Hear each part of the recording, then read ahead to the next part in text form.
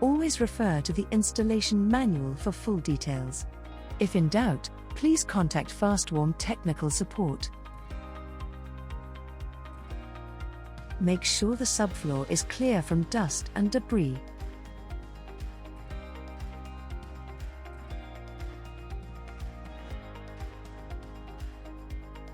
Install XPS insulation boards in a brick bond fashion and tape along the joints to prevent movement.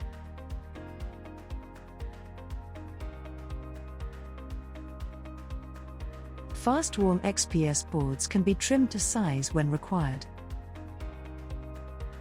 Make sure the area is clean before laying the underfloor heating mats. Make sure the power cable at the start of the mat is no greater than 2 meters from the thermostat. The sensor probe should be positioned at least 300 millimeters from the wall and should sit between any 2 loops of cable.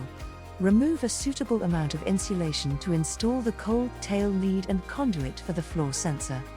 Further excavation of the floor may be required to ensure the cold tail lead and conduit are not sitting proud of the heating element.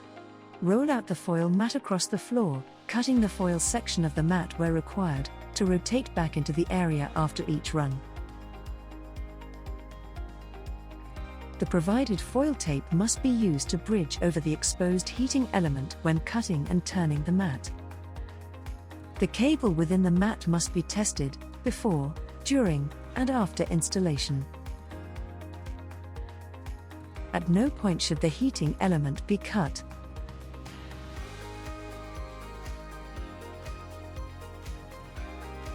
Never lay mats under any fitted or permanent cabinets. Never overlay the mats or cables. Ensure the cables are kept at least 50 millimeters apart. When wiring the thermostat, please ensure the supplied user manual is followed correctly. This process must be carried out by a competent person. Contact Fastwarm technical support for assistance. You can now install your wooden floor.